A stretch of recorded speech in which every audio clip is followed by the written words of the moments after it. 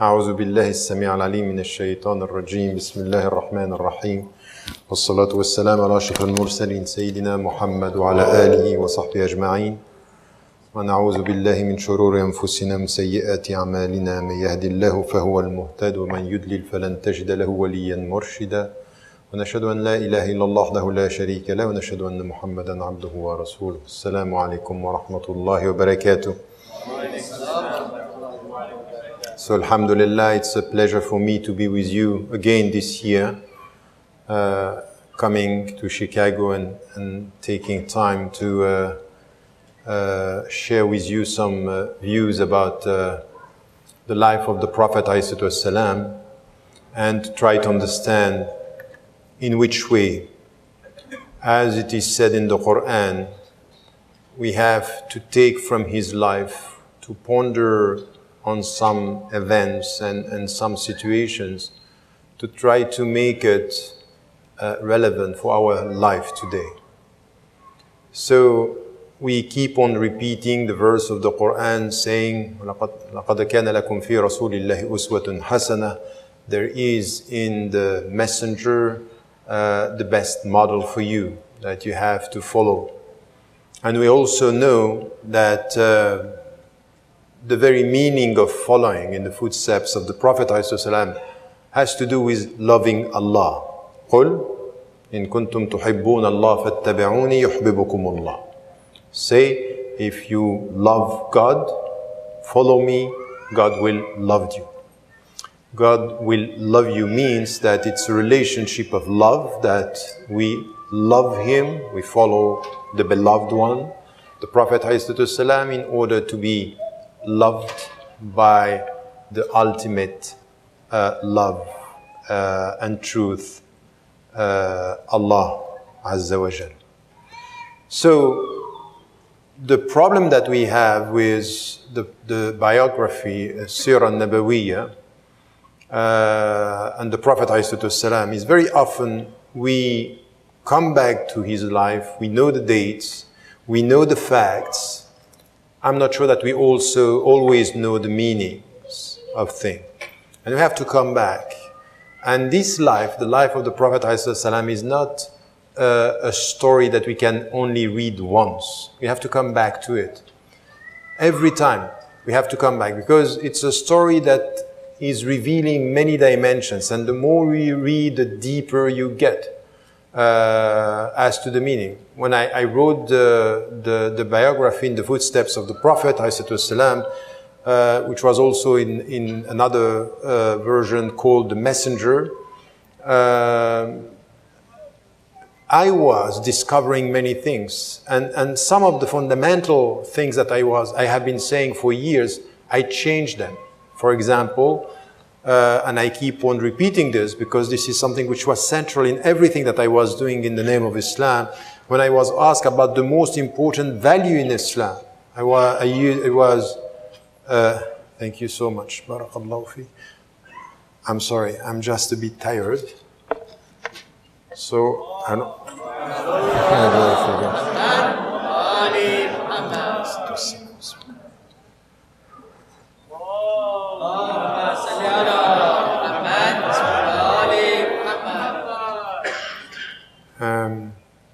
I used to respond, the most important values is justice.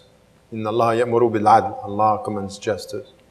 And in fact, when I was writing about the Prophet ﷺ very early in the morning for a long time, and I was very much living my life with him and following, really, literally following in his footsteps, I said, no, that's not the ultimate value. The ultimate value is this quest for peace, which is in the very essence of Islam. Islam, there is salam, there is istislam, and the way we translate this into English is wrong. In fact, we are wrong to say Islam means submission. In English, submission doesn't mean Islam in Arabic. It doesn't mean that. In fact, the word and the verse that is revealing something about it is ادخلوا في السلم كافة. Enter in God's peace with all your heart and all being.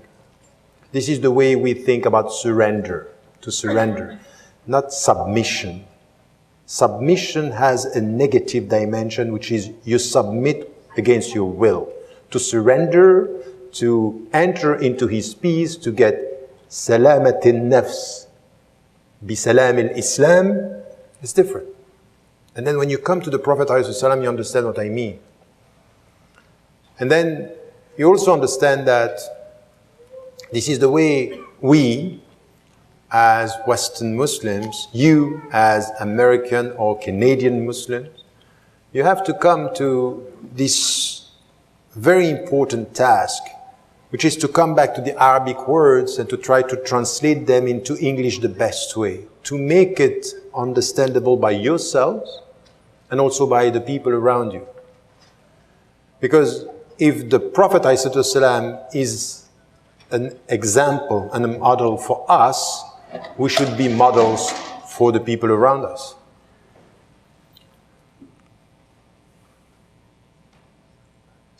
As it is said in the Quran, وَكَذَلِكَ جَعَلْنَاكُمْ أُمَّةً وَسَطًا لِتَكُونُوا شُهَدَاءَ عَلَى النَّاسِ وَيَكُونَ الرَّسُولُ عَلَيْكُمْ شَهِيدًا.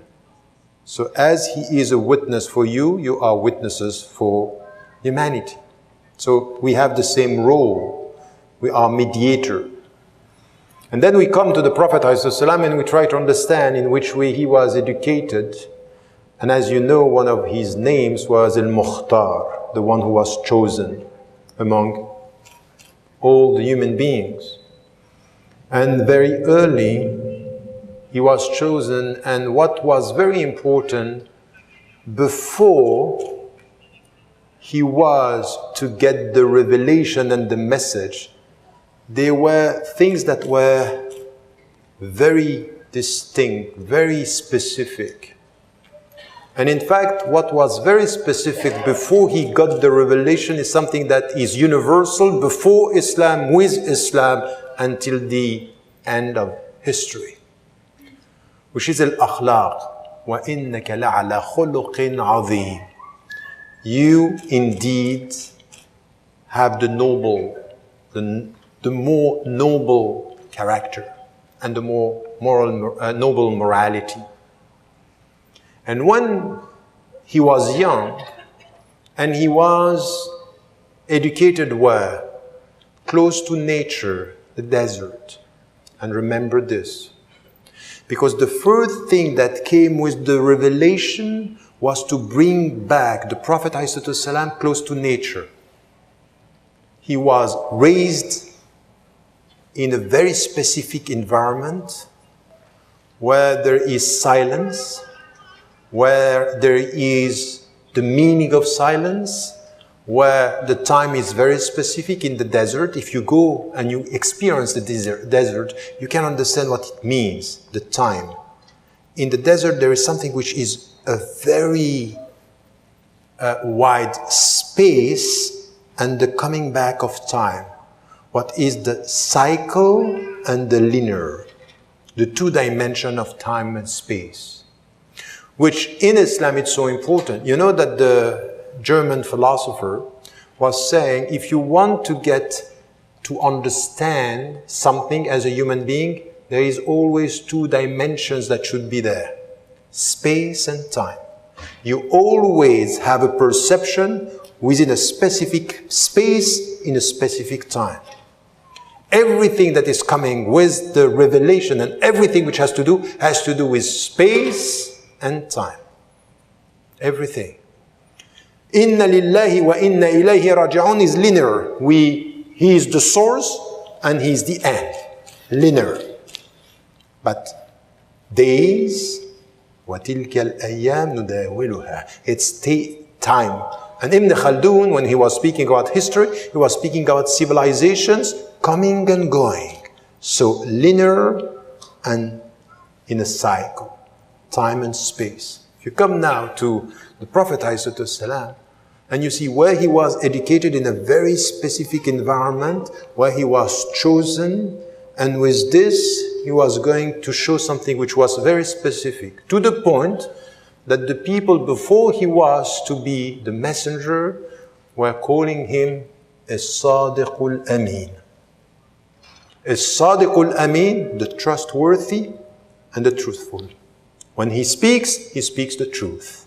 And when we give him a trust, he keeps the trust. With your word or with your hand. He's keeping the trust and he speaks the truth. Before becoming the Prophet ﷺ. Meaning that something which is very important in us, understanding the Prophet ﷺ, is that what is important in him is going to be his behavior. But what is very important is that his behavior is only understood if we come to understand his heart. What is driving him? From where? What is this power? So he was chosen for his morality, and he was going to be the model for his spirituality, the way he is with God. So we have to come to this. It's not enough to know when he was born, what he did. The question is who he was as a human being. And if we follow all this, he was a human being. And in the Quran, Basharun mithlukum, this is what it is said. He is a human being as we are. He is a model for us because he's a human being. And when he was young, at the age of 12, we were told in the tradition that once he was attracted by a marriage where there was music and entertainment. And he was to go and he fell asleep. Falling asleep here was God's protection. But this was done not by saying haram. It was saying in a very soft way. Very soft way. Sleep. He literally put him to sleep to avoid the haram. But this meant that to be attracted was not that he was bad. To be attracted meant he's a human being. But as human being, you should acknowledge something. Don't pretend that you are not attracted. Don't pretend that you don't have attractions. Don't pretend that you don't like money or power or status. Don't pretend that you don't like title. The question is not to be attracted. It's what you do with your attraction. That's the point. So if you feel that you are attracted, and this is something which is min al-fitra, when you are 14, 15, that's the time when you can be attracted by music, you can be attracted by men or by a woman. That's normal. Don't pretend that, oh no, alhamdulillah, I don't feel anything. If you don't feel anything, it's very dangerous. And you are in danger. You feel. To the point that in the Quran it is said, زُيِّنَ لِلنَّاسِ حُبِّ شَهَوَاتِ. So the desire, it's زُيِّنَ لِلنَّاسِ, it's there. As much as what we have, the opposite attraction is there. Which is, وَلَكِنَّ اللَّهَ حَبَّبَ إِلَيْكُمُ الْإِيمَانِ وَزَيَّنَهُ فِي قُلُوبِكُمْ. So you are attracted by the bad, and you have a natural aspiration towards the good. And when I'm saying this, I'm not saying you are bad. I'm not saying you are good. I'm saying you are but a human being. That's life. And the Prophet ﷺ was attracted. What is important here is to understand when you feel that what is not good, what you know it's bad, is attracting you, don't start by thinking you are bad. If this is in my heart, it means that my faith is low, it's weak. No. It's not because you feel this that your faith is weak. The only fact that you think about your faith being weak means you already have faith. If the faith was not here, you wouldn't even think that you are weak. The very weak is the one who doesn't know that he or she is weak. But the weak that feel that there is attraction has still the power of faith somewhere.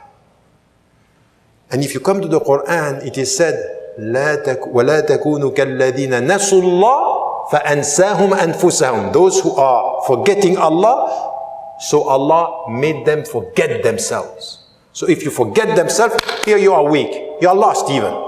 You are weak and lost. But if you feel that you are weak, it means that you are not lost yet. Not yet.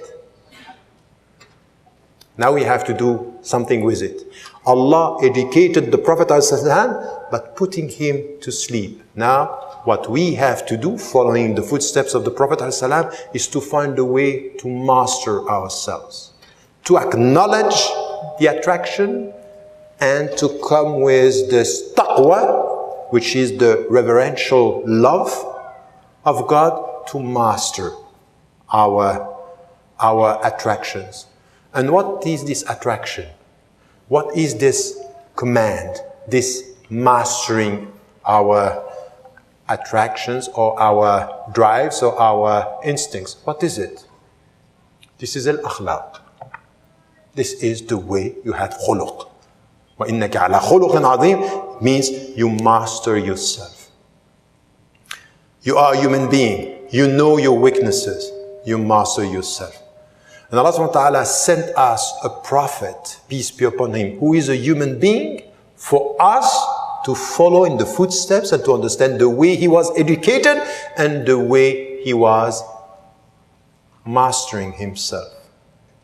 So this is the starting point of the story. And the Prophet ﷺ was somebody who was mastering, trusting, being trusted, trustworthy and truthful. Which means also truthful, what does it mean? He says the truth. And you have two qualities that are needed. And he had them before becoming the Prophet ﷺ, before he was from Muhammad ibn Abdullah ila Muhammad Rasulullah ﷺ. Truthful means two things. The first is you have to master your tongue. And this is something which he got from the desert, from the people, and by the fact that he was educated by Allah. And he got this naturally. We have to do a jihad with your tongue. You know that sometimes the problem with our tongue is that it's very quick to speak. It's very quick. So this is what we have to master. What is very quick, the simple. And the companions were asking the Prophet, could we be punished because of what we say? Of course, this could be the first thing that is the reason of being punished. Imsik alayka lisanak. Master your tongue. This is the way to be truthful. But there is also something which is, you know, sometimes you are very quick to say a lie. Master your tongue. But you are very slow to say a truth. Master your tongue.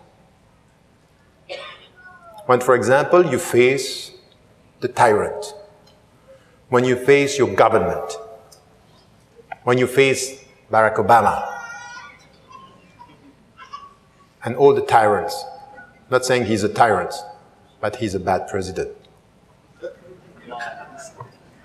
He's a bad one. I hope you are as disappointed as I am with a president who used words and didn't change politics. The same dirty politics around the world. The same politics where you have people innocent in jail and he did nothing. The same politics using... Anyway. Sad story. Sad story. But when we are talking about your tongue and we follow the Prophet ﷺ and we understand that he was truthful, when he was quick to say a lie, he was to master his tongue. But when he was slow to say the truth to people, he mastered his tongue by speaking. أفضل الجهاد كلمة حق أمام سلطان جائر. The best jihad is a word of truth in front of a tyrant. You have to speak. And we do the opposite. When we have to speak, we are silent out of fear. And when we should be silent, we are the first to speak out of betrayal of our principles. So to follow in the footsteps of the Prophet and to understand As-Sadiq al-Amin is this, is you come to the deep understanding of these very small details that are making the difference. He was different because he was also trustworthy. And trustworthy he was not only with the people who became Muslim afterward. Even when he became Rasulullah ﷺ, and he had the trust of the people who didn't convert, he was still trustworthy with their goods. Look at that. Because my principles are beyond your affiliation. And if you are bad, I will remain good. If you lie, I will keep saying the truth. My standards are not based on your standards. My standards are based on the revelation and on my principles. This is where I stand. So if even your president may lie, you as citizens, you should keep saying the truth. Even if your fellow citizens in this society are very bad in the way they speak about Islam, and they might insult you and mock you, you can't deal with them the way they deal with you. Your noble stance is to come back to وَإِذَا خَاطَبَهُمُ الْجَاهِلُونَ قَالُوا سَلَامًا. If the ignorant, the people who don't care about truth, insult you, attack you, your answer is out of your principle, salam. You insult me, peace be with you. You attack me, peace be with you. You draw cartoons and you want me to react with my emotion, I will react with my spirituality, peace be with you. I don't have time to waste with your attacks, because this is wasting my time. So not only you want to insult me, but you want me to waste my time, I keep my time and I ignore your ignorance. That's the attitude of the Prophet ﷺ. So this is at the beginning of his life. And this is where we have to understand this. You can't get that understanding if there is not your personal jihad, because it's not easy to master your tongue, it's not easy to master your heart, it's not easy to master your eyes even. Even with this, in the Quran, you have to look at people. I don't like this kind of Muslims, they come to speak to you and they don't look at you in your eyes as if there is haram here. No, I'm just your brother and your sister. As long as my heart is clean, my eyes are beautiful. I mean it. Why do you smile? It depends on your intention. كل المؤمنين يغض من أبصارهم mean say to the Muslim to lower their gaze when it's not clear, you lower. But when it's clear, look at the people. Be natural. Don't play, don't pretend. And some when they come to the gathering with Muslims, wow, they are so spiritual that they look at nothing.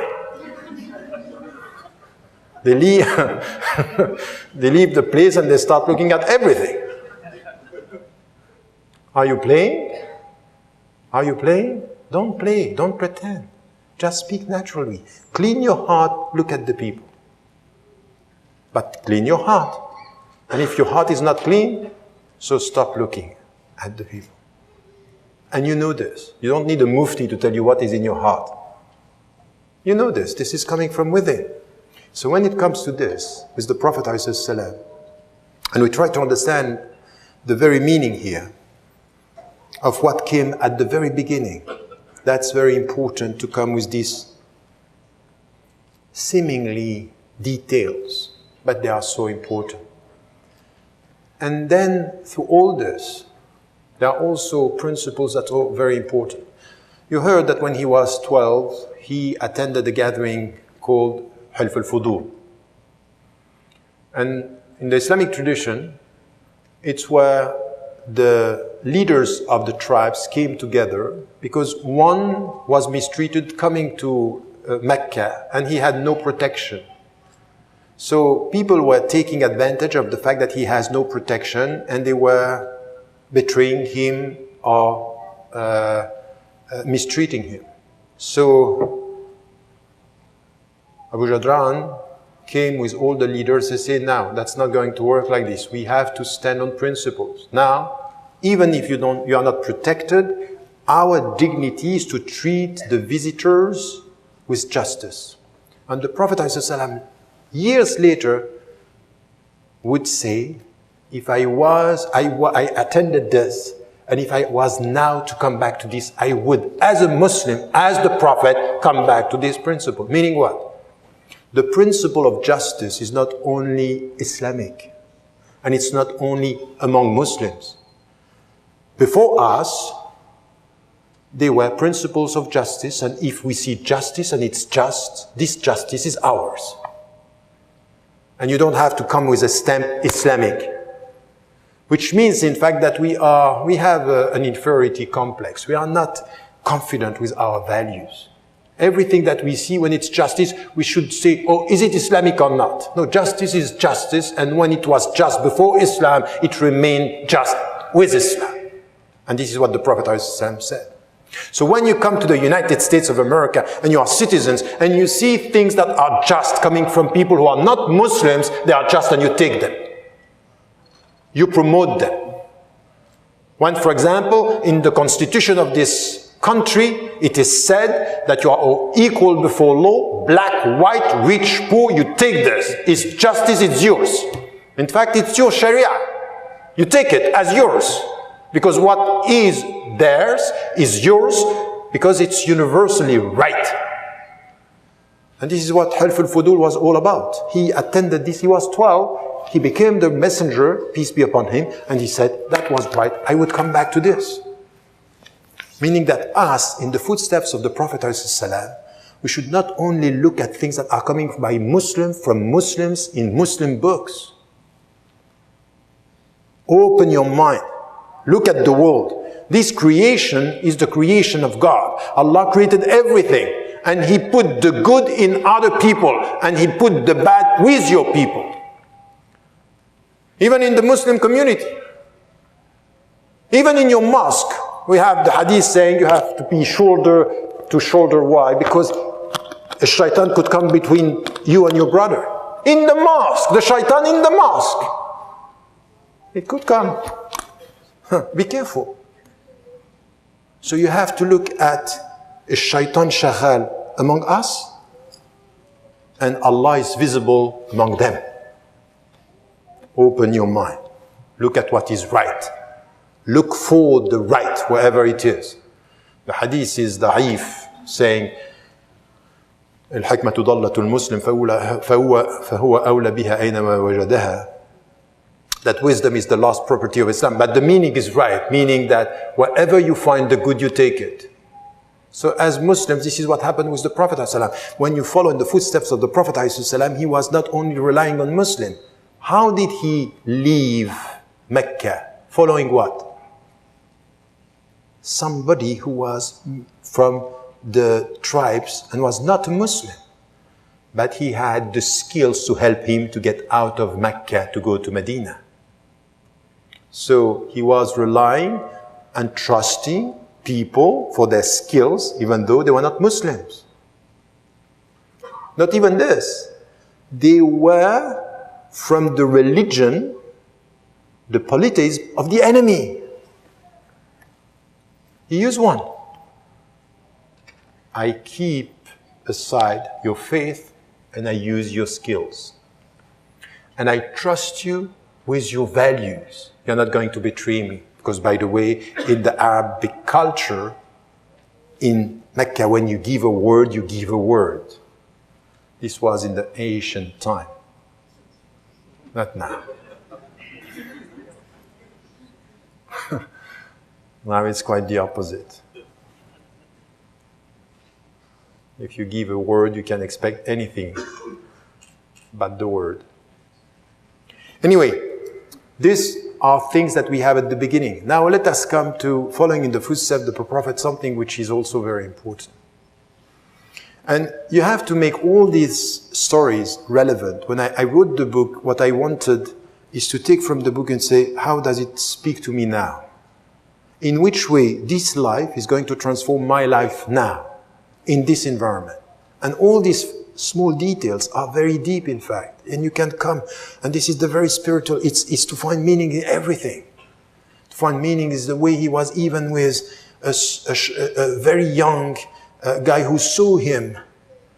He came to be protected in a time where he was rejected by the people, the tribes in Mecca, and he went to a garden, and he was rejected by the people, and somebody saw him say Bismillah just before eating, and he was surprised by the Bismillah, and this changed him, and he became a Muslim because of this. He went to protect the whole community, and what we got is one converting to Islam. So it might be, for example, that I just traveled 32 hours to come here and to speak to you, and you are a lot in this room, and maybe I came here for one, and all the others for nothing. I'm sorry to tell you. Maybe you count for nothing in the trip.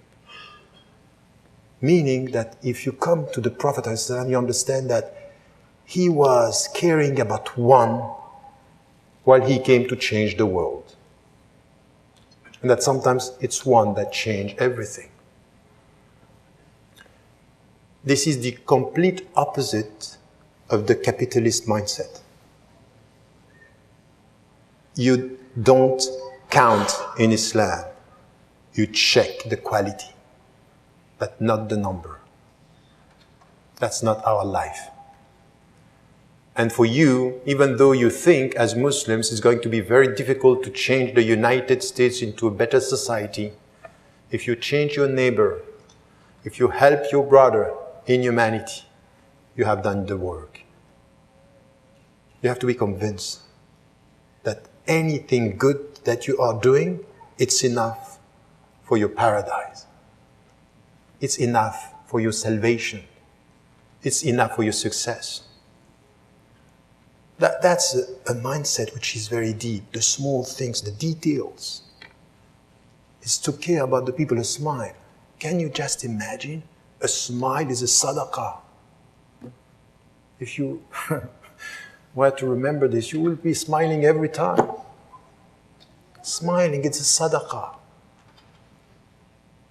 A word of kindness. Rifq, softness. All this, it's so important. And this is al-akhlaq that we find with the Prophet ﷺ.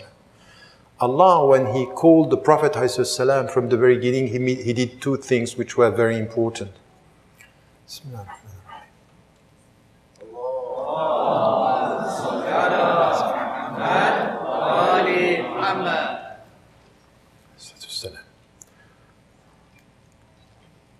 When Allah came to the Prophet ﷺ, by the way, the Prophet did something which is also very important.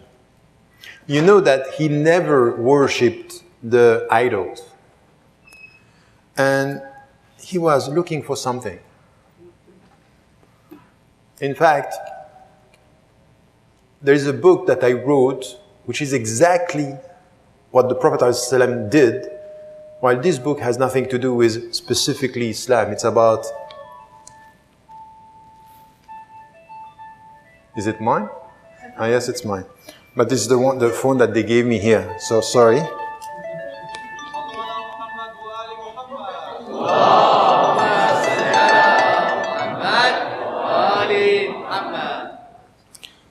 So,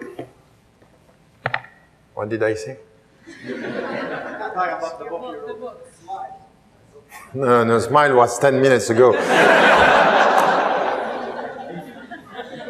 So you wake up every 10 minutes, that's fine. Thank you. It was a book you wrote that wasn't about Islam, it was all this topic. No, yes, but what my point was that the Prophet ﷺ was in a kind of quest for meaning. The quest for meaning, he was looking for the truth. And when he reached 35, he started to go in the cave in Hira and was looking for, he was not, this is what I was saying, he never worshipped the idols. You got that now? Okay, thank you for being so attentive and with me. That's disturbing about what you will get out of this lecture at the end. Anyway, so he never worshipped the idols. And he was looking for the truth. And this is also something that you also need, even if you are a Muslim. Even if you say, La ilaha illallah, never stop this quest for meaning. Never stop this. Look sometimes at your community. You come here. Sometimes, I don't know if you do this. You come and you are lots of Muslims. You come, you attend, you listen to lectures, and just keep this as questioning your true intention. You know, this morning I arrived and somebody came to me and he knew my cousin in Egypt. My cousin in Egypt was somebody who was, rahimahullah, he was protesting and demonstrating against the Sisi and the end of the democratic process and the coup d'etat there. And once he was with one companion and they were in the elevator. And while they were going down, he said, you know what we have to do? Say what? We have to renew our intention. Why are we going to this place? We are going to this place to please Allah and to resist the tyrant. And he said it 4 times. And he was surprised. He was surprised that he kept on repeating, renew your intention. We have to renew the intention. At the end of the day, he was dead. They killed him. And then you come to understand that the quest for meaning, that the Prophet ﷺ was looking for the meaning of life. We have to be very cautious that everything that we are doing for Allah, praying 5 times a day, coming to a conference, listening to lectures, renew your intention, which is the quest for meaning. What is the meaning of what you are doing? That's very important. This is why, even if the hadith is contested by some, but it's acknowledged by the great majority, إِنَّمَا الْأَعْمَالُ بِالنِّيَّةِ, that our actions are by our intention. And the intention is the very meaning of things. Renew your intention. By the way, why did you come here? Entertainment? Halal entertainment? We are even told that some of the gatherings are the way for some brothers and sisters to meet one another. Don't pretend. Question your intention. I haven't said anything. I'm just saying, question your intention. That's very important. In everything, just before praying. Why do you pray now? Are you praying because it's time to pray? Or are you praying to remember Him? Which is not the same. Sometimes you pray with your body, sometimes you pray with your heart. That's not the same. It has to do with your heart. And this is what the Prophet ﷺ was looking. He was not happy. He was not happy. He didn't get salamat al-nafs. He was not reaching his salam. And Allah subhanahu wa ta'ala took him and came to him, and he did 2 things that are very important. We keep on repeating that Allah subhanahu wa ta'ala started by telling him how much knowledge was important. بعد أعوذ بالله من الشيطان الرجيم بسم الله الرحمن الرحيم اقرأ باسم ربك الذي خلق. Read in the name of your Lord who created, your educator who created. So we keep on saying اقرأ. اقرأ means العلم, and that's true. Knowledge is important. But in fact, the entrance into knowledge to somebody who said, I cannot read, this is what the Prophet ﷺ said, I cannot read. Read in the name of your Creator, or your Lord. So here is something which is the starting. But the first knowledge that he get, the first knowledge that was provided to him is very strange. In fact, the first knowledge behind the revelation were to make visible the invisible, to make him, I thought it was the time, it's just a picture.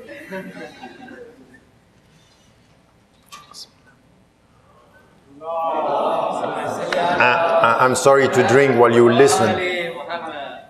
I'm always saying the privilege is on that side of the table. What was it? Yes. Make the invisible visible. What was invisible? Things that today are invisible to you sometimes. When we live in big cities and towns, sometimes we wake up and we don't look at the things around us. Nature, as I told you, is about space and time, isn't it? Time, why do you think that you have to wake so early to pray in the morning? It has to do with your relationship with time, isn't it? As-salatu khayrun min an-nawm. It's better to pray than to sleep. But the way you have to stop what is natural. To sleep is natural. Allah is telling you, nature is good, but to wake up is better. Master the time. Inna salata kanat 'ala al-mu'minin kitaban mawquta. Time. You have to be strict with time. So this is why sometimes we find in the West a culture which is more Islamic than the way we, in the Asian, Persian, Arab countries, we deal with time. We're quite flexible with time, if not completely disorganized. But here, Allah subhanahu wa ta'ala took him and said, now look at two things. The first is look at the nature around you.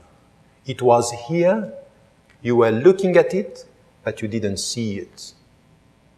You were blind while you were seeing.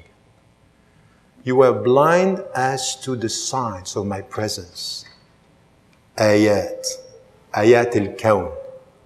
So what the revelation made visible to the Prophet is وَالشَّمْسِ وَضُحَاهَا وَالْفَجْرِ وَلَيَالٍ عَشْرٍ, is look at this nature. Now you have to reconsider your relationship with time and space. Nature is a revealed book in front of you. It was invisible, now you have to look at it in a new way. Not with your eyes, but with your heart. إِنَّمَا لَا تَعْمَى الْأَبْصَارُ وَلَكِنْ تَعْمَى الْقُلُوبَ الَّتِي فِي الصُّدُورِ. It's not your eyes that are blind, but your heart in your chest. That's the point. The Quran came and made visible first the invisible of this creation.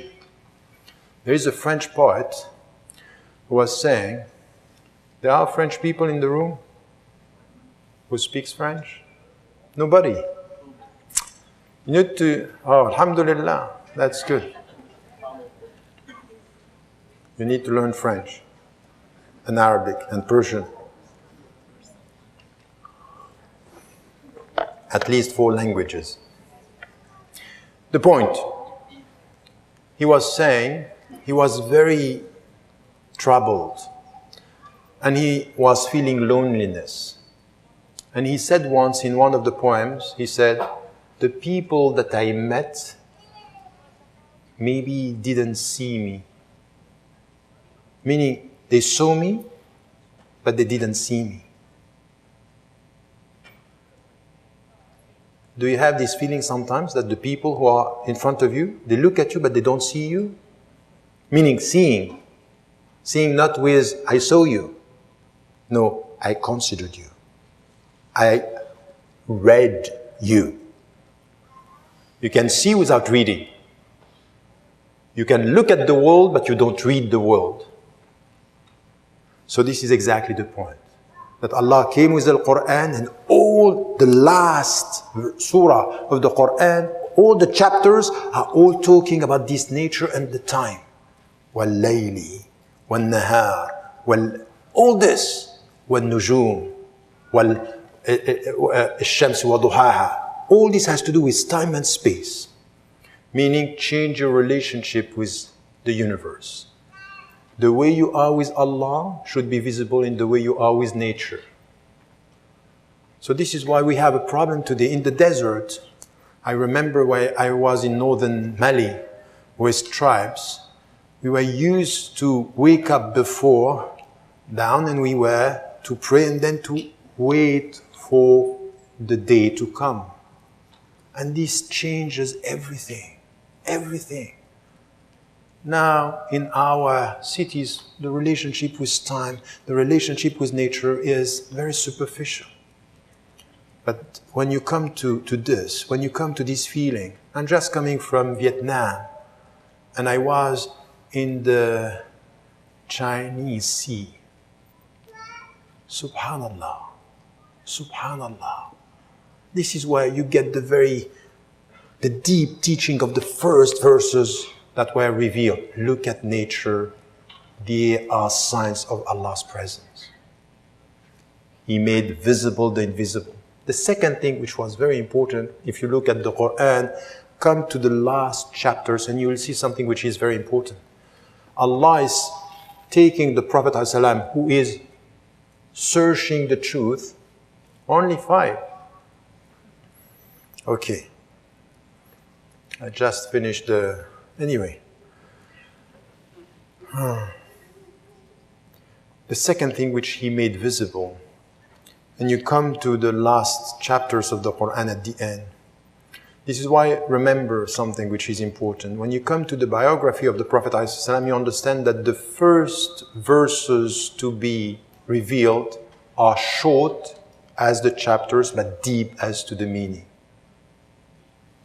And it's known that the Prophet ﷺ was Jawami al-Kalim. He was talking a little, but with deep meaning. Few words, deep meaning.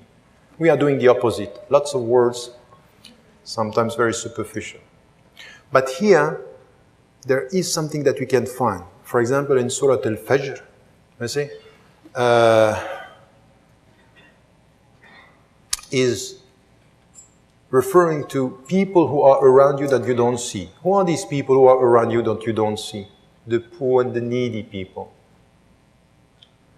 If you are close to Him, you should serve them. We know that we are all dignified human beings. وَلَقَدْ كَرَّمْنَا بَنِي آدَمَ. We gave dignity to human beings. But what is said about the people who are neglecting Allah? It's كَلَّا بَلْ لَا تُكْرِمُونَ الْيَتِيمِ وَلَا تَحَادُّونَ عَلَى طَعَامِ الْمِسْكِينِ. But you don't give the dignity and you're not acknowledge the dignity of the poor people. So in fact, you are so much influenced by the social status that you don't get the dignity of human beings and especially the poor. Al-Quran started in the quest for meaning of the Prophet ﷺ to tell him, now you have to change the way you look at things. To convert your heart, Ya muqallib al-qulub, to convert your heart, to direct your heart means change the way you look at nature, change the way you look at human beings. Respect the dignity of the poor. Ask yourself today, you are here sitting in this room, what is your relationship to poor people? Except of giving charity. Understanding that they have some rights on you. You know that they have rights. When Abu Bakr as-Siddiq was saying the first one who would separate between Salah and Zakat, I'm going to fight him. Meaning what? Salah is Haqq Allah. This is the right of God on you. But the Zakat is the right of the poor. Haqqun ma'lum lis-sa'ili wal-mahrum. Meaning that you have to pay this. What is your relationship with the poor people? And if it's only that you know that you have to pay and that it's good to pay, that's not enough. The Prophet ﷺ was turning his face towards Allah and asking him what? Allahumma nas'aluka at-tuqa wal-afafa wal-ghina wa hubb al-masaki. Are asking you to be loved and to love the poor people. It's a love story between us and the poor. And if we fast 1 month every year, it's to experience this. It's to come to the deep love of the poor. By the way, we have to be ethical in the way we eat. Unfortunately, the great majority of the Muslims now eat more during Ramadan than during the 11 other months. Meaning that we don't get the message. We don't understand. So the Quran started by taking the Prophet ﷺ and changing everything. Now, you had this nature that you were neglecting, look at it. You had these poor people that are neglected, look at them. Make the invisible visible in your life. Which is what? Is a revolution. Is to turn everything. You, for example, you are sitting here and you don't make an effort now because you look at the visible. I was put in front of you, so you look at me. What about your brother and your sister just near to you? What about the anonymous people? What about, for example, the people who are not visible in your society and they are, for example, innocent and in jail? What is the place of the invisible, the apparent details in your life? Faith should change this. And this is why we know Allah subhanahu wa ta'ala, Alimul Ghaybi wa Shahada. He knows what is visible and the invisible. So He knows also what we are not showing, the way we are. Many of you, when they come to me because I'm speaking, they come with a so nice smile. I saw people coming to me with a smile towards me and being very aggressive with the one who was coming with the same smile towards me. It's a problem. Why do you smile at me? Because I'm visible? And the one who is here is less important? Who told you that? Who told you that? Except the visible dimension of life, which is not what faith should be. Come deep into the life of the Prophet ﷺ and you will get this. You will get that himself was taught that be careful. While you want to protect the community by talking to the rich, you are neglecting the poor or the old coming to learn Quran. عَبَسَ وَتَوَلَّى جَاءَهُ الْأَعْمَى. He was talking to protect the community. He was doing something good, talking to the rich to protect. But he was neglecting somebody who had no money and who was seeking knowledge. And in ethical terms, to speak to the rich to protect is not as noble that to teach the poor and the old who wants to know. It changed everything.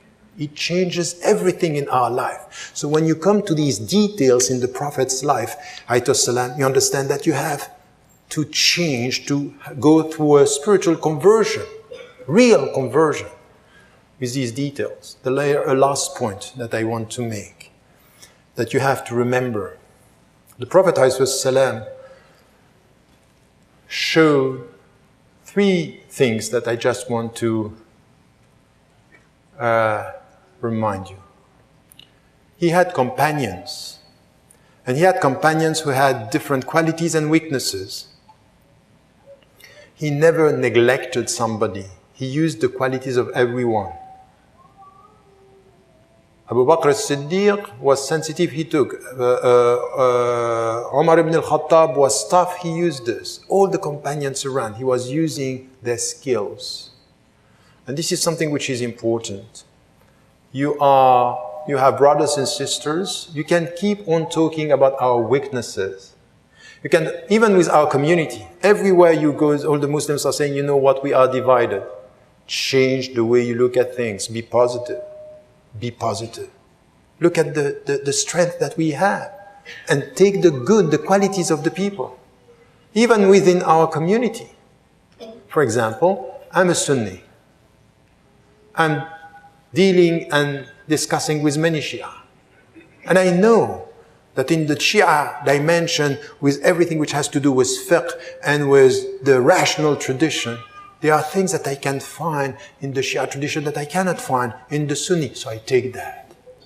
Because they are my brothers and sisters, and this tradition is mine. By the way, the Shia tradition is not the Shia business. It's also mine. And I take everything which is good. And you have to do everything like this with everybody. So the Prophet ﷺ, the way he was dealing with the companions, the diversity of the tempers is to take the good and to add the good to the good, not only to be obsessed with the weaknesses. This is the way a teacher deals with students. This is the way a human being should deal with fellow human beings. There is also something which is important. He trusted them. And we have a problem. You know that we are dealing with a crisis of authority today in Islam. Who is speaking for us? Who can we trust? But the Prophet ﷺ was doing something which was very important. He said to the Muslim, for example, Muaz ibn Jabal is the one who knows about halal and haram. He was sending Usama, for example. He was 20 years old. Go and lead. He was giving authority to people. Meaning that us, we should avoid taking position, keeping the position, and not trusting our brothers and sisters. Trust is so important when it comes to authority. So we need to get this trust much more. That's so important also. Yes. But as an Egyptian, I will take a bit more.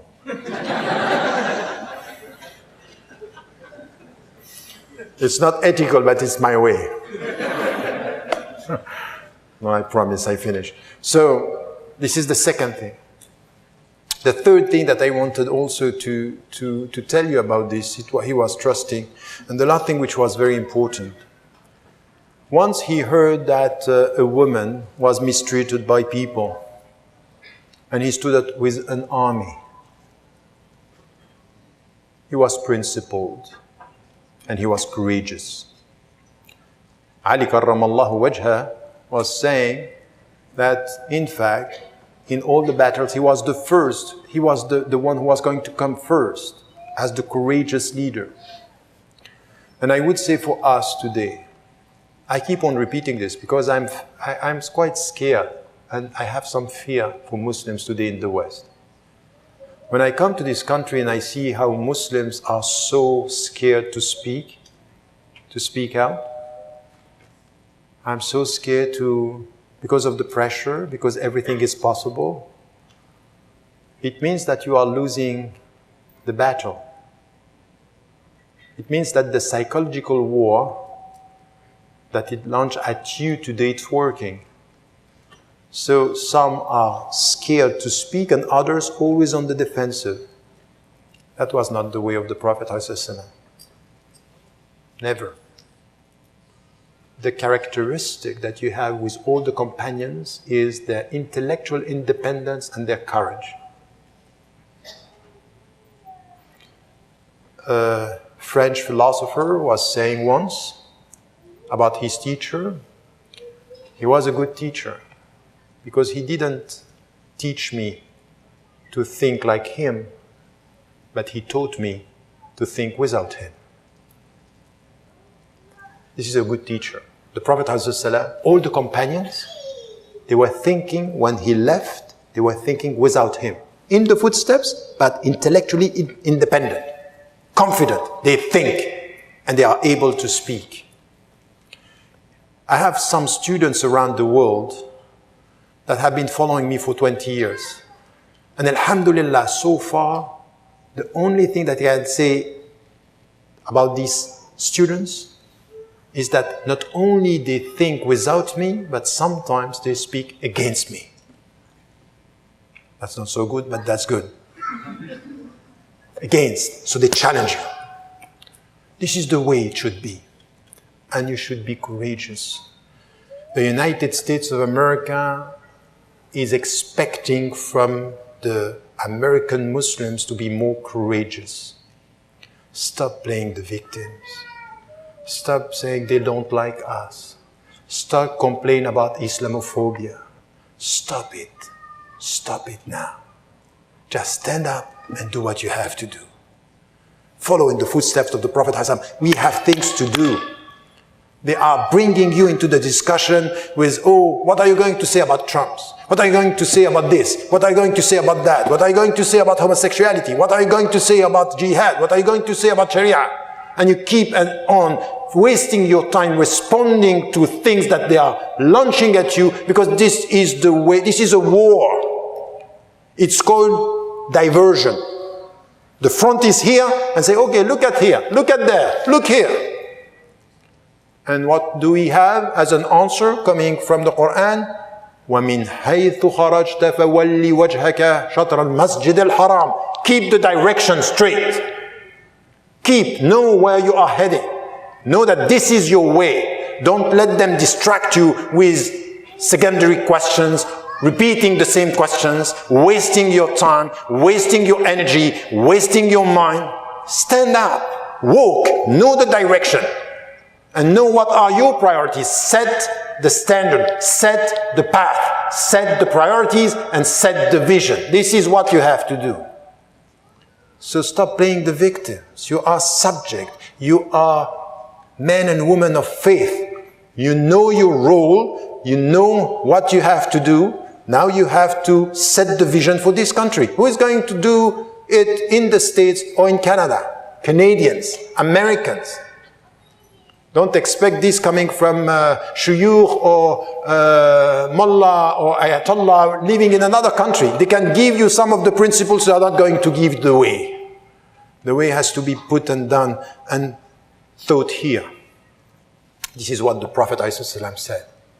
He educated companions who were committed and courageous. Can I ask you one thing, if you have just to remain with one word with this lecture? Check your consistency and check your courage. Just this. Your consistency and your courage. And if with this you just keep these two questions out of this lecture, I would have done my job. Wallahu a'lam wa a'la wa ahkam wa assalamu alaikum wa rahmatullah.